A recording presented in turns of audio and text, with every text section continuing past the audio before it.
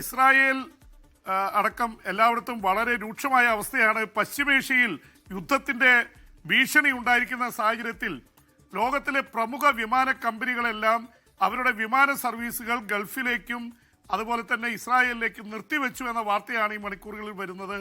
അതിൽ പ്രധാനമായിട്ട് air France, ജർമ്മനിയുടെ ലുഫ്താൻസ അടക്കമുള്ള നിരവധി പ്രമുഖ കമ്പനികളാണ് ഈ അവരുടെ വിമാന സർവീസുകൾ നിർത്തിവെച്ചിട്ടുള്ളത്.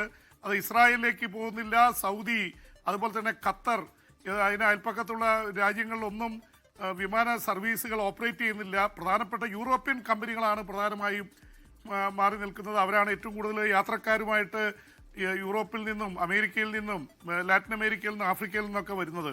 അപ്പം ഇത് തന്നെ കാണിക്കുന്നത് കാര്യങ്ങൾ രൂക്ഷമാണ്. പ്രത്യേകിച്ച് അമേരിക്കൻ പ്രസിഡന്റ് ഡൊണാൾഡ് ട്രംപ് പറഞ്ഞതിന് ശേഷം അദ്ദേഹം പറഞ്ഞത് വലിയ ഒരു ആർമഡ, ഞങ്ങളുടെ വലിയ ഒരു യുദ്ധക്കപ്പലുകളുടെ ഒരു സംഘം ഇറാന്റെ തീരത്തേക്ക് നീങ്ങുന്നുവെന്നാണ്. അതിനുശേഷമാണ് ഈ വിമാന കമ്പനികൾ ഇത് നിർത്തിവെച്ചിട്ടുള്ളത്. ഇറാൻ ഇതിനെ തിരിച്ചടിക്കുമെന്ന് പറഞ്ഞിട്ടുണ്ട്. ഇറാൻ യുദ്ധ സജ്ജമായിട്ട് നിൽക്കുകയാണ്. ഇസ്രായേലും സർപ്രൈസ് വാറിന്, അത്ഭുതകരമായ ഒരു യുദ്ധത്തിന് തയ്യാറാണെന്ന് പറഞ്ഞു നിൽക്കുന്നു. അപ്പോൾ ഇതിൻ്റെയൊക്കെ പശ്ചാത്തലത്തിൽ ഏത് നിമിഷവും ഈ വിമാന സർവീസുകളെ ലക്ഷ്യം വെച്ചുകൊണ്ട് മിസൈലുകൾ പായാം.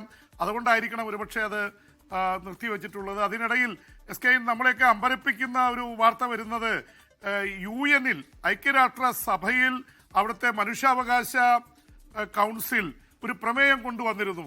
അത് ഇറാന്റെ പ്രക്ഷോഭകരെ കൊന്നൊടുക്കിയതിനെതിരെ എന്നുള്ള രീതിയിലാണ് വന്നത്.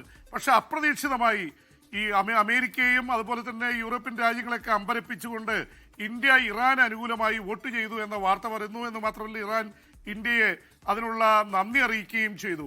ഇറാനും ഇന്ത്യയുമായിട്ട് ഒരുപാട് വ്യാപാര ബന്ധങ്ങളുണ്ട്. ചാബഹാർ എന്ന തുറമുഖം ഇറാനിൽ പണിതിട്ടുള്ളത് ഇന്ത്യയാണ്.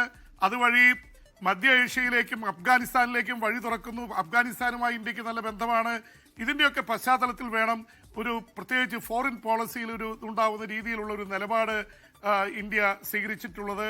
അതിനിടയിൽ ഡൊണാൾഡ് ട്രംപ് ഭീഷണി മുഴക്കിക്കൊണ്ടേയിരിക്കുകയാണ്. ഏത് നിമിഷവും ഇറാനിൽ യുദ്ധമുണ്ടാക്കുമെന്നുള്ള രീതിയിൽ കാര്യങ്ങൾ വരുന്നുണ്ട്. ഗസയിലും കാര്യങ്ങൾ നമ്മൾ വിചാരിച്ച പോലെ തീർന്നിട്ടില്ല. ഹമാസ് അവിടുന്ന് ഒഴിഞ്ഞു പോകുന്നില്ല. രണ്ടാം ഘട്ടം ഉടനെ നടപ്പാക്കുമെന്ന് ട്രംപ് പറഞ്ഞുകൊണ്ടിരിക്കുന്നു. അപ്പോൾ ഇതിൻ്റെയൊക്കെ പശ്ചാത്തലത്തിൽ വേണം ഈ പ്രശ്നങ്ങളെ കാണാൻ. SKN.